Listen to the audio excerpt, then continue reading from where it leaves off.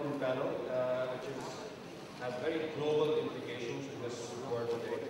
The title is Breaking Trade Barriers, Trading Blocs, Reform in Import Policies, Shift from Protecting Producers to Benefiting Consumers.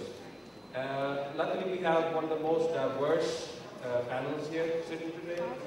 We have representatives from Brunei, Italy, and I'm afraid I'm not sure, and Bangladesh, and obviously India. So it's a very multicultural panel that we have today. Let me introduce the moderator, Mr. T S Vishwanath. He started his journey as an economic journalist. He's written for the Economic Times, the Financial Express, and the Business Line. He's been working on trade and economic policies since 1989 now. He's been head of CAAYE Geneva office, where he was following the Doha round of negotiations with WTO and watching out for the interests of the business community of his country. He's held other senior positions at CAAYE. Currently, he's a principal advisor at APJ-SLG Law Offices, looking after multilateral and bilateral and global economic policies. I also have with me as one of the panelists, Luca G. Donelli. He graduated with honors from Bocconi University. He joined his family business and looks after Euros, a holding company of Donelli Group. He's responsible for new market developments and has been working tirelessly to make the organization grow global. He's been instrumental in introducing new and innovative technologies to give his organization that competitive edge it needs in the global market. And his fair share of helping the community and helping develop an entrepreneurship ecosystem, he is helping create the formation of CAAYE network. And currently he's a Sherpa at the Italian delegation of Confindustria, Young Entrepreneurs at the G20 YEA. I also have with me Ms. Hafimi from Brunei. She received her education from institutes in New Zealand, Australia, and UK, where she received an award for Victorian Ambulance Service at the design competition. She is currently the director and shareholder on the board of LO International. She is the founding member of Young Entrepreneurs Association of Brunei and its current president. She's also been nominated as Brunei Darussalam's member to the APAC Business Advisory Council. And I now introduce her panelists. Salam Namaste. I'm Abdul from the Young Entrepreneurs Forum. I'll be introducing Mr. Ishtiaq and Mr. Paulius from Kuncinas. My apologies if I mispronounced anything. Mr. Ishtiaq is a tremendous young entrepreneur from Bangladesh. He's the director of the Ananta Group, a leading and fast-growing full-service apparel manufacturing company based in Bangladesh. The Ananta Group employs 14,000 people across 7 production units. And by 2014, they will employ 20,000 people. Ananta's customers include global retail brands like The Gap, Old Navy, H&M, Jack & Jones, and Next.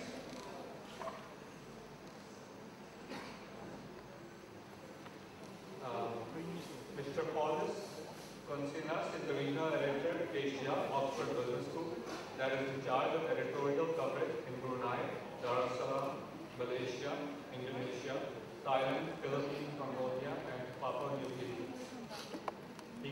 He comes with an MPhil degree in Russian and East European Studies from St. Andrews College, University of Oxford, with a BA in honors in philosophy, politics, and economics from Trinity College, University of Oxford. His recent focus has been on the ASEAN 2050 impact on energy and food security in Southeast Asia. Thank you.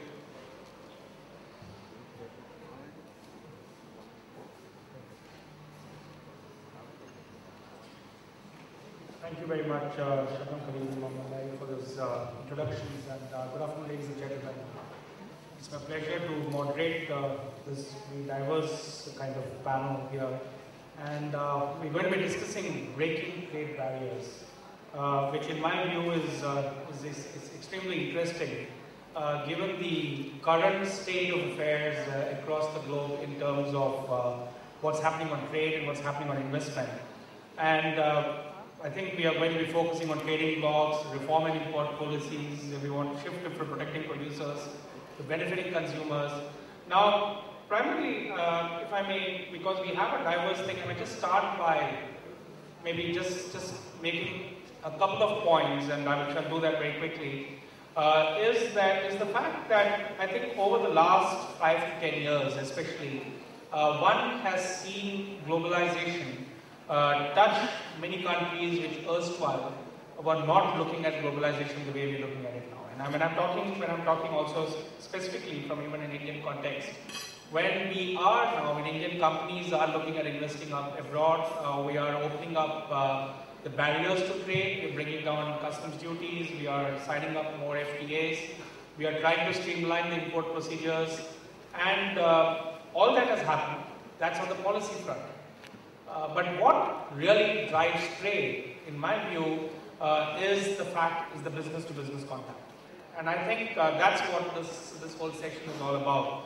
Because the governments can do whatever they need to do, but nothing would move until business decides to move. And I think that's where the young entrepreneurs here would come into the limelight. And there is a need to look at what really needs to be done to ensure that platforms get created which help bridge countries to include trade. And one of the very important things is the fact that we need to build global value chains. I think there are global value chains which exist, but I think we need to create new ones. New ones which cut across not just the large enterprises, but which help medium and small enterprises also start looking at global value chains. Now, that can only happen if there is not just policy, but there is this trust, and there is also an opportunity available to talk to each other, to understand what's happening in various countries as to what is available, and then we start looking at the products that can get sold across. So there is this need for information. So first is for people to get together. Second, I think there's need for greater information sharing among countries. And I think a platform like what we have now helps us build that kind of information sharing as well. And a third thing, I think, which is extremely important, is this whole need for a better understanding of how business works in different countries. And I think there needs to be a lot more sharing of best business practices across countries, because that would then bring in, I think, different people together. That would help build corporations which are far more global than what they are today. I think we need to keep our culture, but at the same time, on business, there's a need for greater interaction, and there's a need for looking at things far more. We are running a bit short of time, so I don't want to talk more. We can talk as we go along. I would like to open this to the panelists we have now. And we thought, we had a discussion earlier, and we thought it was best to start with Paulius Kuncinas, if I pronounced you right. And because he could give a broader perspective of what's happening globally, and then we could go to each of the individuals. So over to you, Paulius. Thank you. Thank you, Mr. Vishwanath. As you heard, my name is Paulius Kuncinas. I'm the regional editor at Oxford Business Group, in charge of our annual publications in all of Asia. First of all, I'd like to thank the Confederation of Indian Industry and the Young Indians for inviting me here. It's a great honor. Last time I was in Mumbai was in '97, just after university, and certainly things have changed for the better. Today I want to share with you my perspectives on the regional trade barriers. Only last week I was in the city of Yangon with ASEAN 100 leaders in one of the most isolated countries in the world, sharing a platform with some of the biggest trading nations such as Singapore, Malaysia, also Brunei, And we came up against what I would call Asian paradox. Everyone in the room agreed on one thing, that the 21st century is Asian-centric. In terms of demand, growth, prosperity that will be delivered, it's hard to compete with Asia. And one of the key characteristics of the Asian century is opening up of trade and trade flows. So, whilst Asia has done extremely well in trade east to west, it has at the same time been a complete underperformer in terms of regional trade.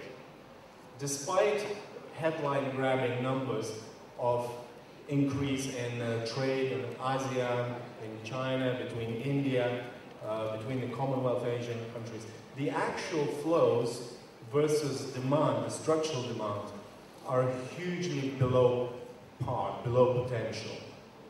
And one of the main reasons why that is, this is the challenge that I put to you, is because of too much focus on protecting the producer and not enough focus on actually protecting the customer, the consumer.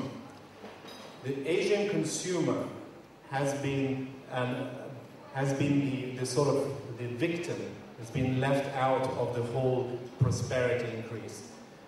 And I would argue that to move forward, there needs to be a change in attitude, not just at the government level, but also the private enterprise. The private enterprise in Asia has been too complacent, basically waiting for the governments to deliver the so-called FTAs, new trade agreements, focusing on very simple barriers such as tariffs, custom duties.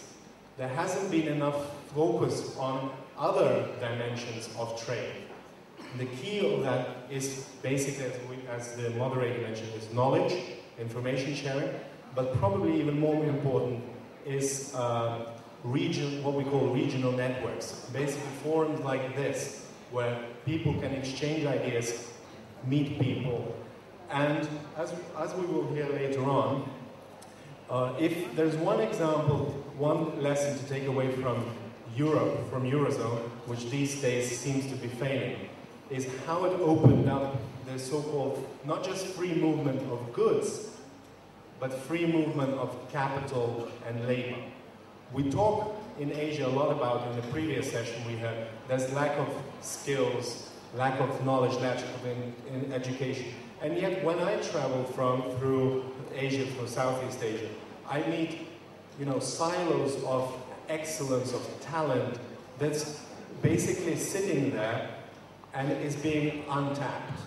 And the main reason is because there still is, despite all the talk, the Asian trade is very much moving in one direction, which is east to west, and there's not enough genuine regional integration within the south, north and south. And this is one of the big missed opportunities, I think, and I hope that during this panel we will address the key issues, how we can get beyond these bottlenecks. Thank you very much for this. I think 2 or 3 very important points which you talked about, and one of the things which is seriously happening to build on this Asia trade, and I think Asian countries are aware, is that we see this sudden rise in the FTAs that's happening in the region, which hopefully will address some of the issues which you're talking about. We've moved to Syed Ishtiaq from here, and he would give us his experience.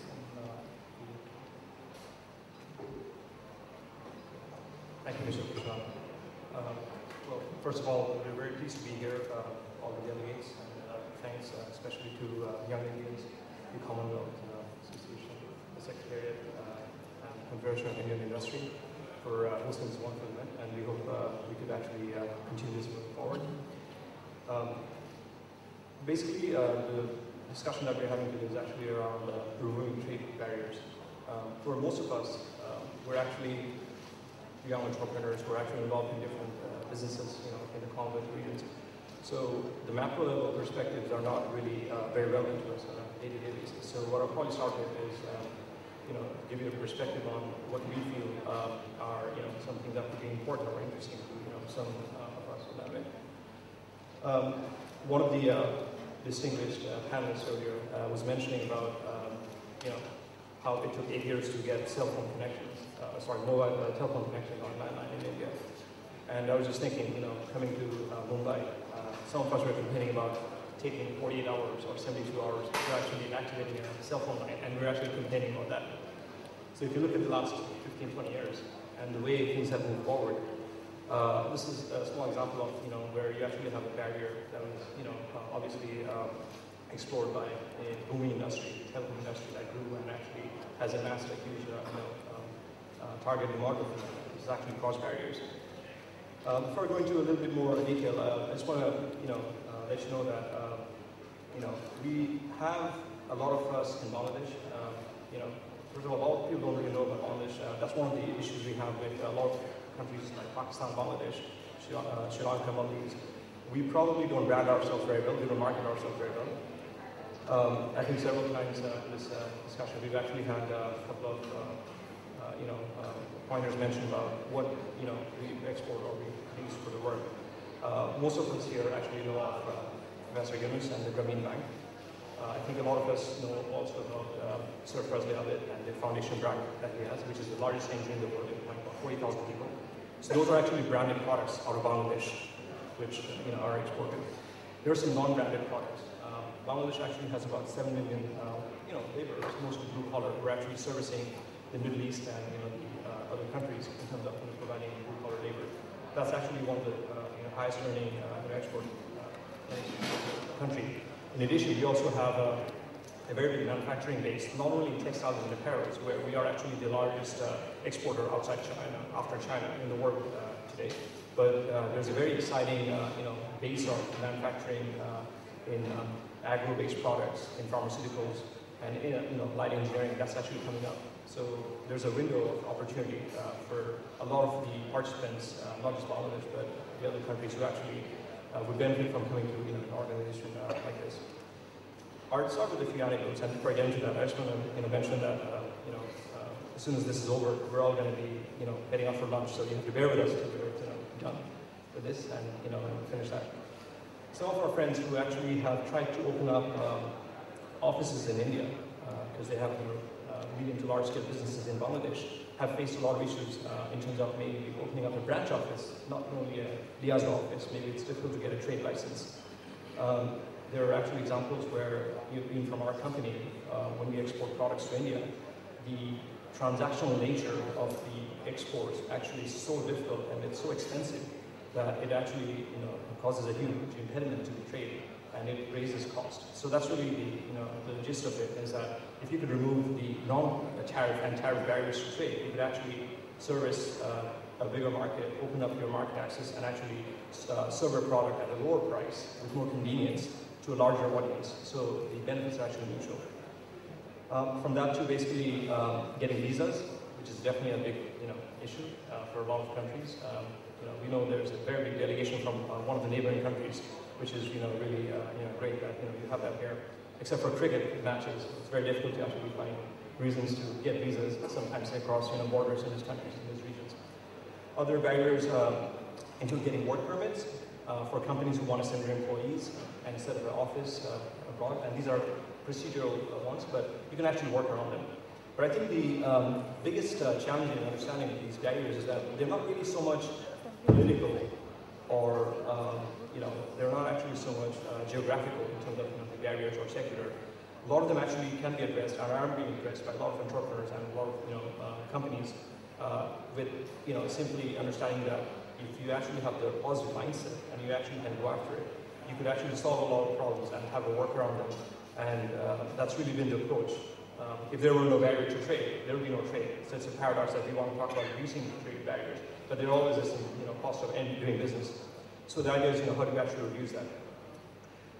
Just want to share for the sake of the audience and the topic, a couple of stats that we found were interesting when we were just discussing this topic earlier with some friends.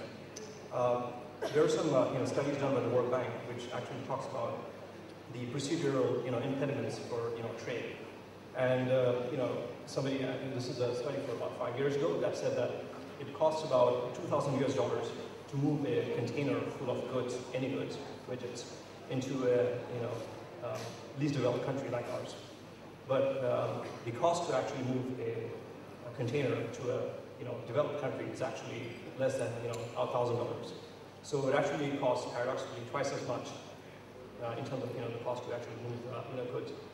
Beyond that, it takes about 13 documents versus 6 in a developed versus the undeveloped countries.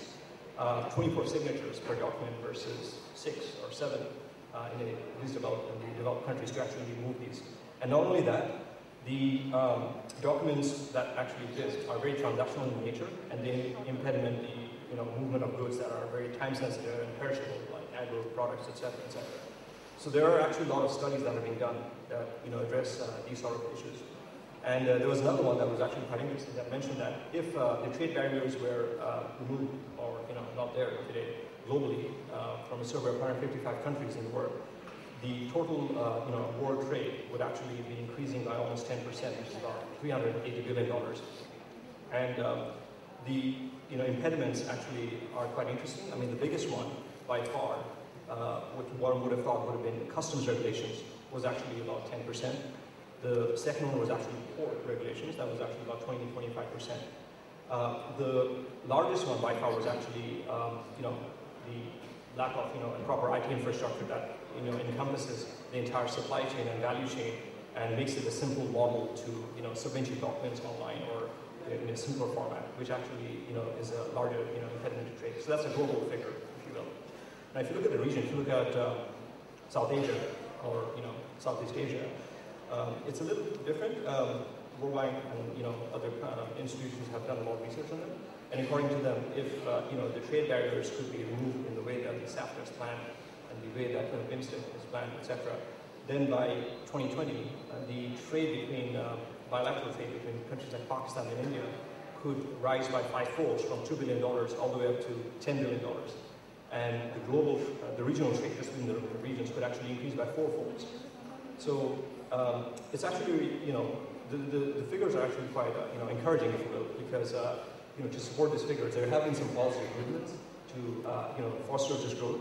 SAFTA has recently, for example, removed a lot of items from the forbidden list, in terms of the trade barriers being removed.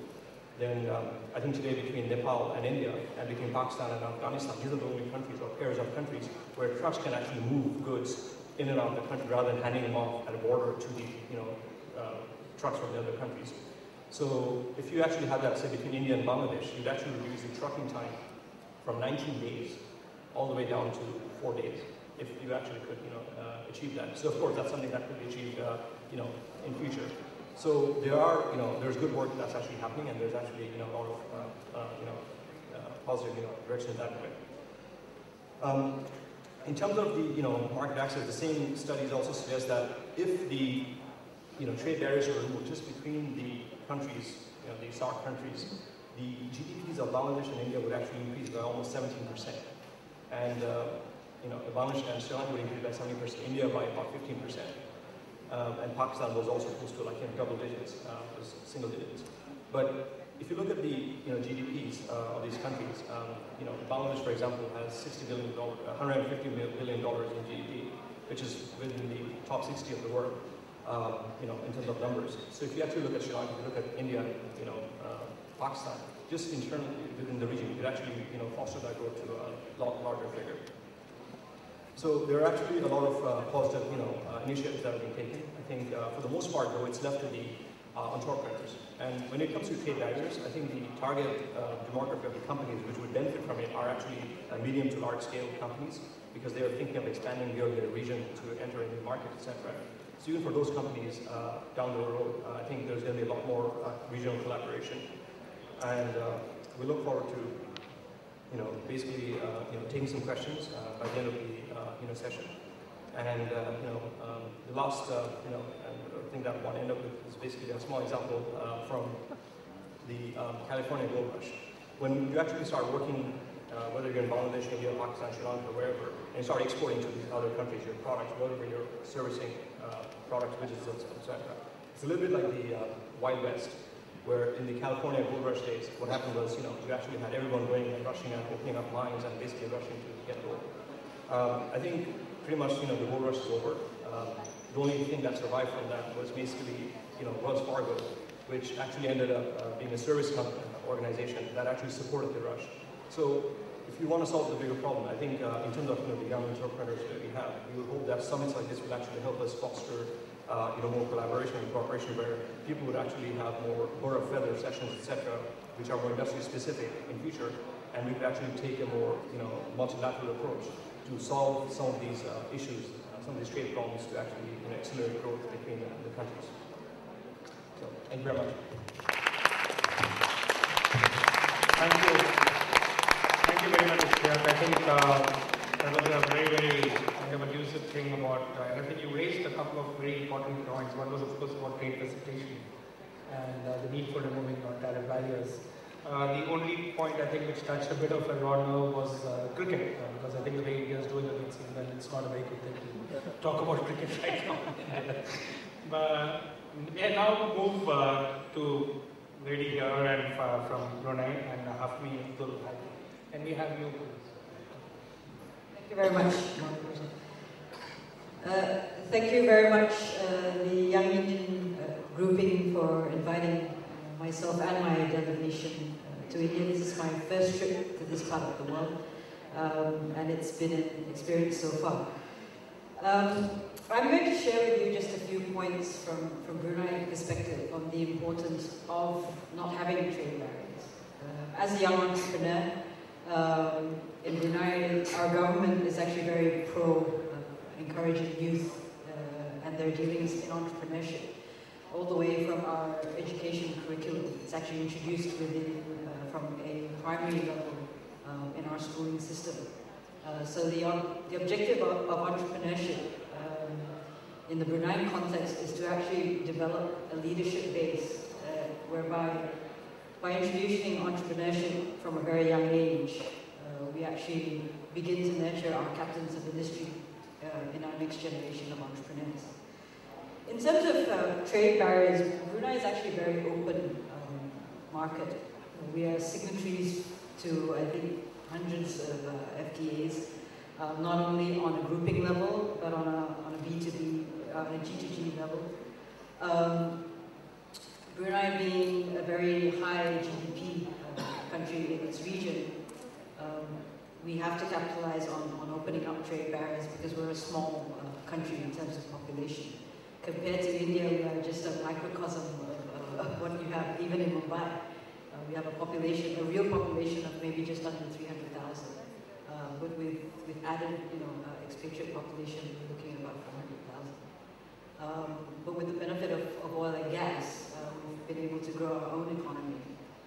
But that does not allow us to negate the fact that we need to look beyond what is our core industry. So I suppose in terms of encouraging the reduction of trade barriers, Brunei has looked very positively. I think one of the key drivers now is on the TPP with the Trans-Pacific Partnership, to try and increase and promote trade not just within our immediate ASEAN region, but also to the whole of the Pacific region. In terms of ASEAN, we are sharing ASEAN next year in 2013, and I think there is a very strong push towards improving the relationship and the integration of ASEAN by the 2015 goal. I think another area that we'd like to touch on in terms of breaking down barriers is also to focus on the service industry. When we talk about trade barriers, the immediate focus is always on goods. But people tend to forget that services make up a great majority of how the economy runs in each country.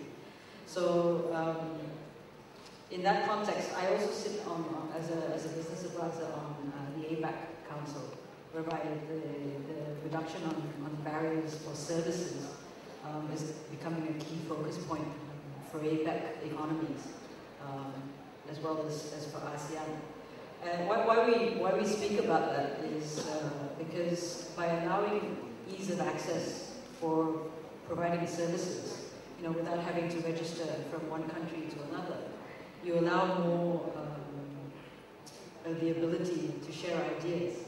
And as young entrepreneurs, that is crucial to how we grow or how we even introduce a new business. The ability to share ideas cross-border makes each young entrepreneur more effective in spreading or growing their business. So I think for me, in summary, as a young entrepreneur, the benefits that we get by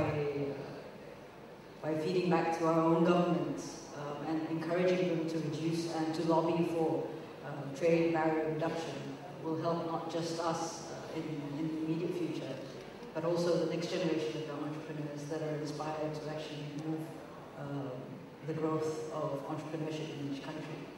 So, I'm more of I take questions more and then I'll feed back, but I hope that gives you an understanding from a Brunei perspective where we are a small country, but the ability to share in terms of feedback in big trade organizations does help us in the long run.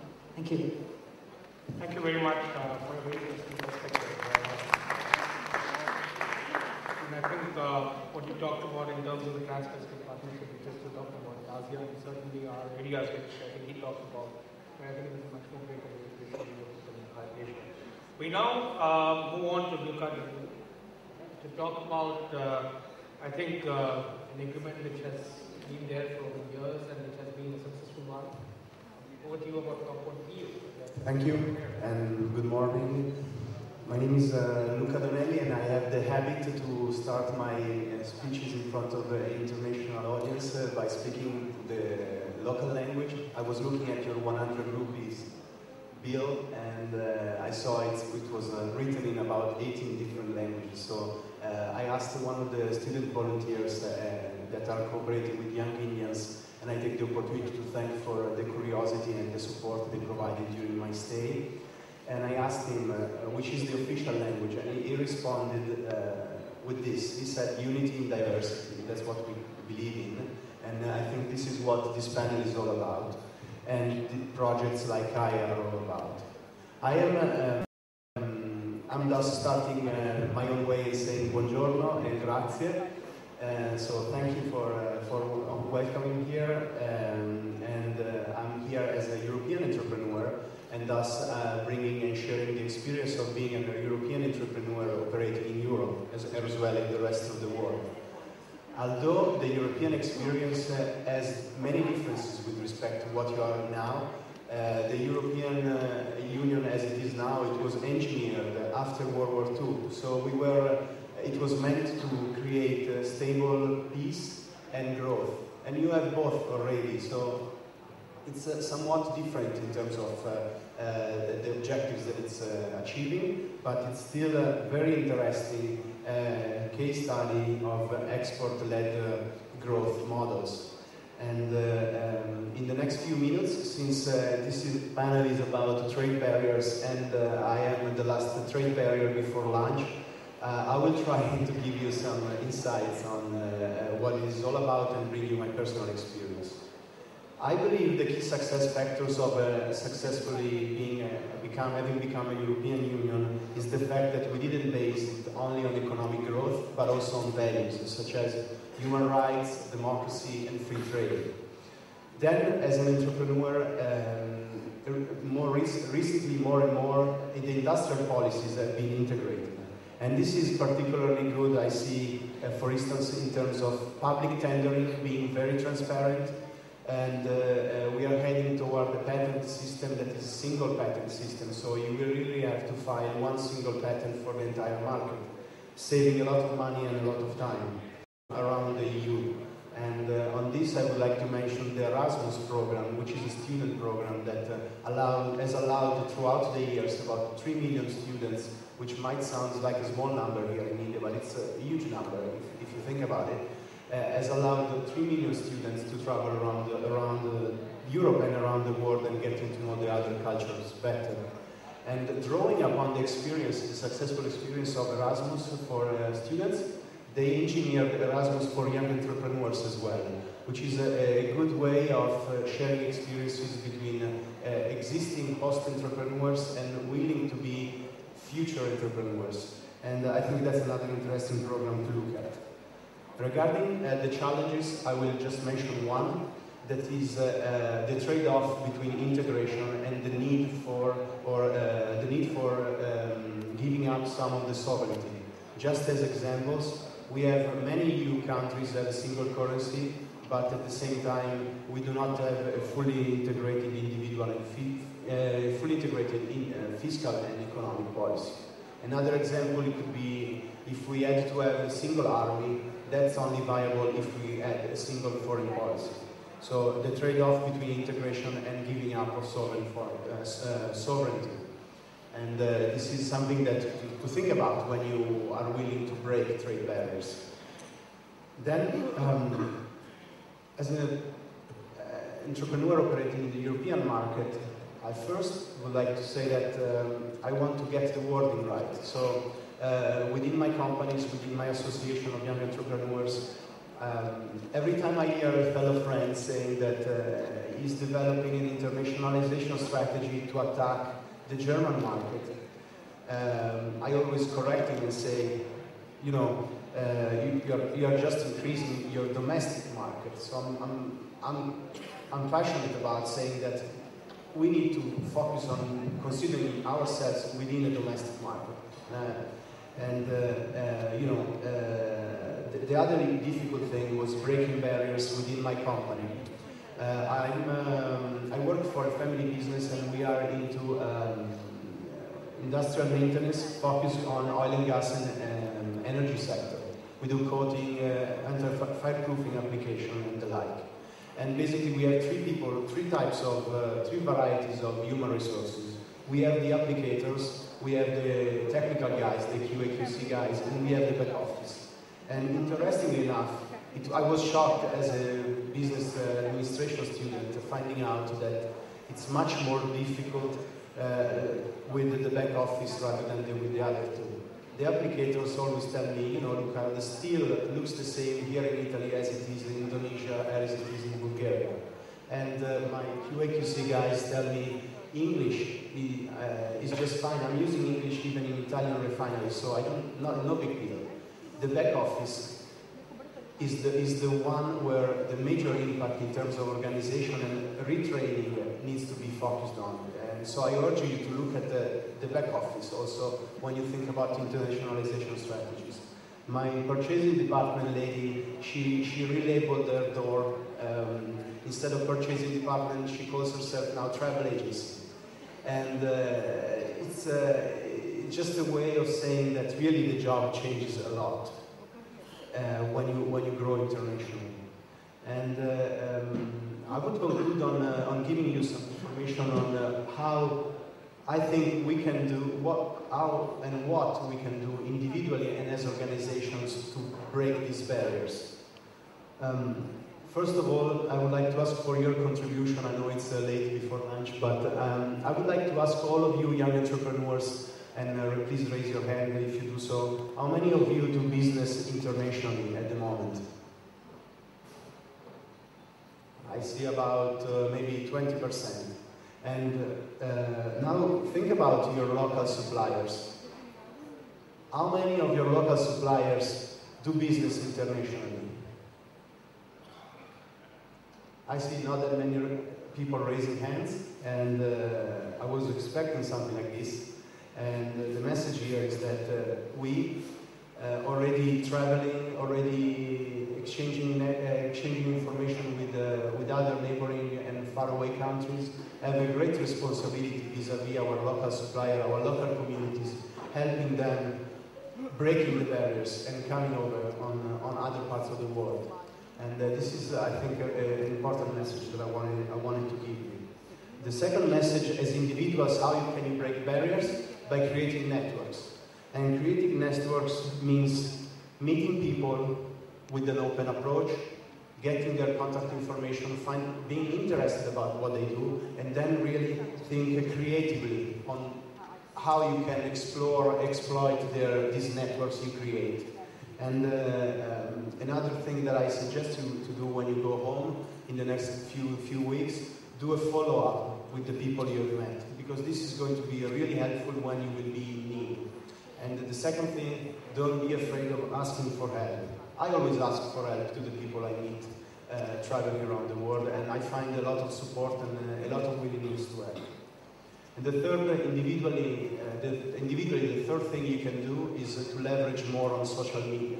So not only during the CAAYE Summit, tweet about entrepreneurship, about youth entrepreneurship, about your projects, about what you see traveling around the world, but do that on a regular basis also when you are back home. And to conclude, I think I devoted about 25% of my past 4 years, at least 25% to cooperating within Confindustria Young Entrepreneurs projects that aim at creating platforms for exchange of ideas amongst associations of young entrepreneurs coming from different countries. And I have found this to be a tremendous tool to make change. It's a tremendous tool, and I've seen that in MAME Network, a project about Mediterranean, Africa, and Middle East.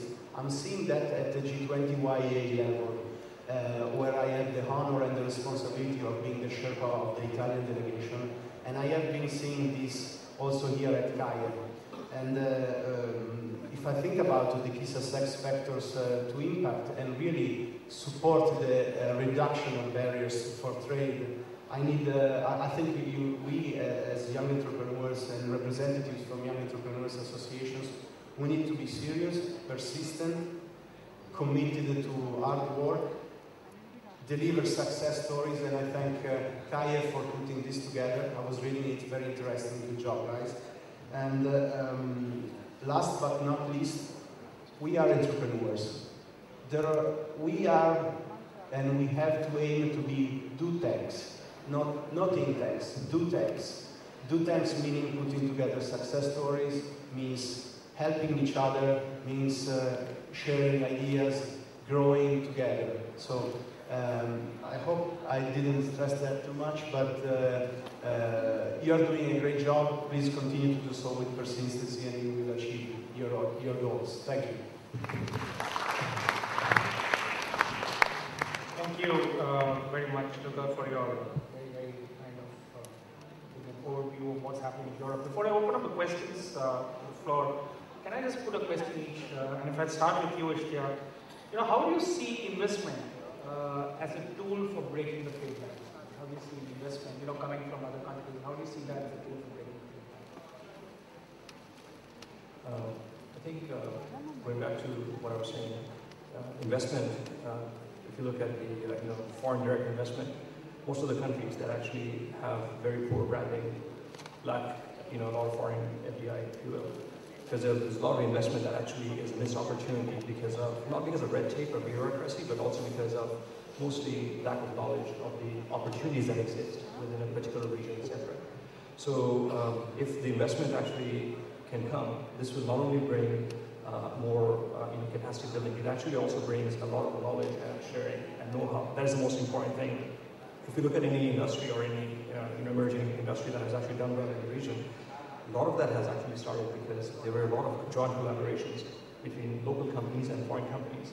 And when a foreign company comes with an investment, they're not just bringing the money or the finance at a lower cost, etc. They're actually also bringing the know-how. They're bringing a change in mindset in terms of how they can operate the business in a more efficient way, in a different way.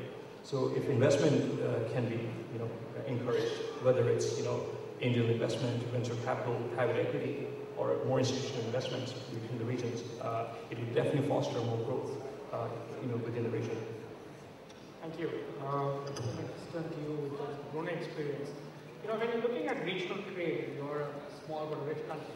How do you really see regional trade impacting you as an economy? And do you see that helping the economy, or how do you see that working? How do you see that helping trade? I suppose in terms of the reduction of trade barriers, for us it allows the ability to have any type of industry come into Brunei. Brunei has embarked on a very challenging role by welcoming international investment, but at the same time balancing it with local business development. Meaning, as an investor, you're not just encouraged to come and take the benefits of what it is to do a business in Brunei, but you're also encouraged to give back by patronizing Brunei local companies. It's actually one of the key drivers that the government, in terms of policy, is encouraging foreign investment, but saying at the same time, look, help us develop our people, not just focus on tax haven or anything like that, but saying by giving not just a return in terms of monetary profitability back into the country, they also want to look in terms of social development, encouraging local business development. That is a very crucial part of building such a small population. So what I mentioned before in terms of trying to reduce barriers in services, this will be very crucial to us as a small economy. It's a rich economy, but we have to be careful how we develop our own industry. So just because we have high GDP, sometimes it's numbers. It's based on, yes, we have high GDP because we have small population, but does it actually trickle down? I think one of the other aspects as young entrepreneurs is to actually promote the growth of social entrepreneurship, where we actually outreach into the community. That has become quite crucial in the way we develop in terms of, I hope that clarifies. If I just turn to you, you talked about regional integration in Europe and you talked about other places. Do you as a young entrepreneur see a shift happening towards Asia in terms of investment, what's happening? Is the EU young entrepreneur aware of what's happening? Are they looking at what's happening in Asia and what's happening over here? Not only we are looking, but not only we must look, but we are looking, and most of the next century or this century growth will be generated in this area.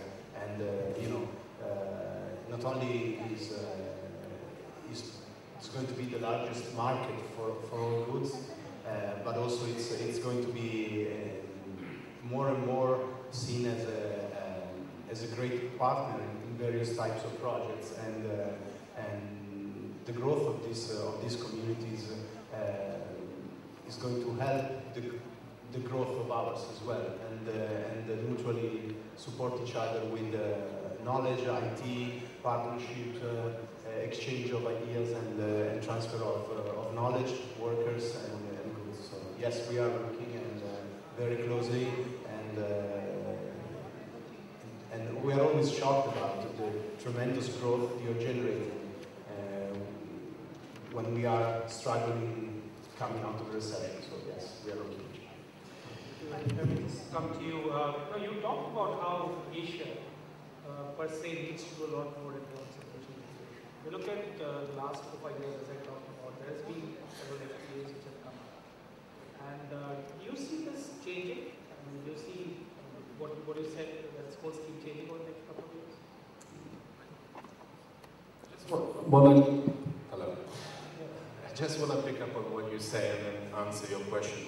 I think the general message coming out from talking to people involved in trade negotiations, people pushing for more access to market, is that the era of easy victories through FTAs, negotiations is over.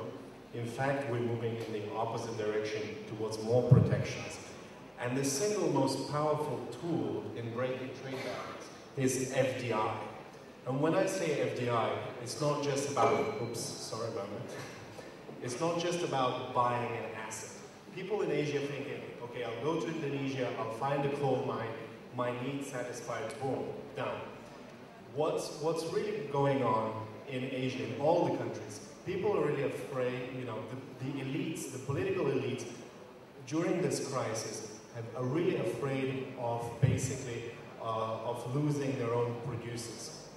And therefore, they're looking for genuine FDI, the long-term capital that will come and create local content, jobs, and share the risks. And this is the key message, the attitude needs to change towards more long-term FDI, sharing the risk, and seeing genuine integration opportunities, rather than these sort of quick in and out, buy an asset, satisfy your need, done, transaction over, move on. This, I think, the era for these sort of easy in and out opportunities is over. You need to look at the more long term and share the risks. That's the key message. Thank you. May I please open for any questions from the floor? And please do identify yourself, your question. I understand you're also on Facebook, so any questions there, please do feel free.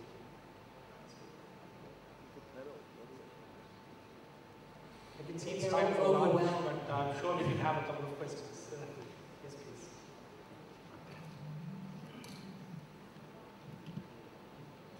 Hi, it's Alex Mitchell from the UK.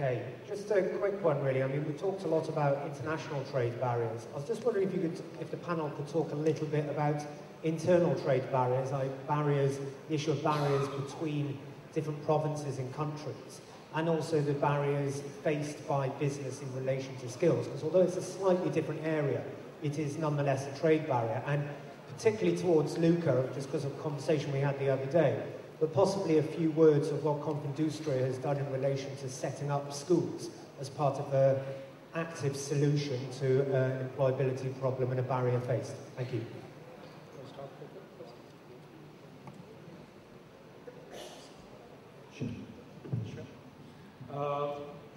I mean, if I may start with a bit about where India is on this, and you know, India is a very complex market. As I don't think I need to say that. I think everybody knows that.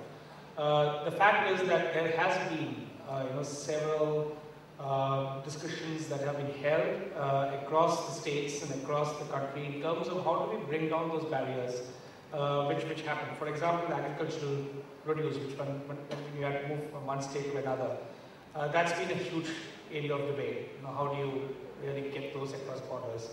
When we are using codes, we are trying to move towards a GST. We're still only trying, we've still not got there. So it's going to take us some while to get to that position. So there are internal barriers, but primarily when it comes to companies, I think you will find the majority of the companies here are located across the country. And they are doing, trade reasonably well. Of course, there are challenges. And but there has been a move, and government doesn't move very fast, but it moves at its own pace. But there is this whole issue of trying to break down those barriers, because states now want investments, and when they want investments, they want to look more business friendly. And when they want to look more business friendly, one of the first things that they need to do is to allow for a free movement. But I do agree with you that one of the biggest challenges which industry does start facing is this whole issue about wanting to move just from Maharashtra to West Bengal could be a challenge in itself. And it's not just about policies; it's about infrastructure in a developing country like ours. Just moving it from, and I think Ishtiaq gave some very nice examples of how if you just move it from one developing country to another, it costs you. There were figures which I don't remember the exact numbers, but I remember some while back reading that if you want to move something from Delhi to Gujarat, it takes you longer than it takes to move it from Gujarat to Rotterdam. So of course now things are changing. We're talking about a freight corridor from Delhi to Gujarat, and we're talking about how things could move faster. And there has been some movement, but it is taking its own time. Can you give me an example? Do you want to talk about Brunei? Is there any such problem there? Brunei is small. Yes. I suppose in terms of internally, there obviously it's more on a bureaucratic level in certain areas, but Brunei has improved on that greatly. In terms of encouraging investment into Brunei, it's pretty much very open now, and I think the government has been so. I think after the crisis in 2008, in terms of financially, even though we're cocooned in terms of the impact, the government has realized that if we do not have a pro-business attitude towards helping our business industry, it actually will impact on us maybe 10, 15 years down the line. So I think the government has has tremendously in the past few years actually said, look, we're open for business. Not just to foreign direct investment, but from locally grown business. We have in our delegation 2 members from the Youth Development Center, which is an offshoot of one of our ministry departments, where they actually help grassroots entrepreneurs. And they're saying, look, come to us to help you create the ability to develop business. So I do agree that in certain countries whereby the bureaucracy is a great part of controlling the barrier, they've suddenly come to realize that, hey, we need to improve that. And I think being in business myself for at least 12, 15 years now, I've seen a great difference in terms of the change in the attitude of the way the government treats a business individual as compared to maybe even 5, 10 years ago. So that's very positive from a very small country, whereby we should be able to affect policy very quickly to say, hey, we need help, so you need to change the attitude of what the bureaucracy does. Ishtiaq, you want to take the Bangladesh now? It's a really interesting question, because if you look at some surveys that are done, by Transparency International, etc., others, not just Bangladesh, but then the countries in the region tend to be, very at the very bottom of the list when it comes to surveys around cost of doing business. So, in general, that or corruption. In general, it is difficult to start up a business, especially for young entrepreneurs, to expand within the region. Of course, if they can expand in the region, they don't think of going beyond the region in that way. But having said that, I think what's also a very positive takeaway from this is that it's probably the spirit of entrepreneurship, which is very contagious, which is very much a cultural norm, no matter where you go across boundaries. And really that is actually what's really driving all these businesses to grow and evolve over a period of time. So the positive takeaway is that I think things actually happen despite all the barriers, not because of them. Paulius, do you want to add something? Well, I think this question maybe was India specific. I don't think there are any intentional barriers in any of the countries that we cover within the national boundaries. You hit the nail on the head. Usually the issue is infrastructure.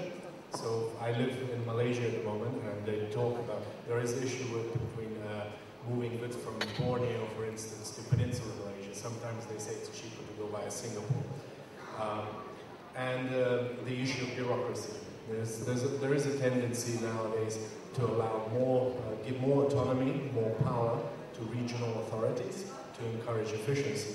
But the downside of that is that you have a lack of compatible rules and laws. So for investors who operate nationally, you sometimes have to deal with a lot of compliance issues. So it's a burden, but I don't think it's inherently a trade barrier as such.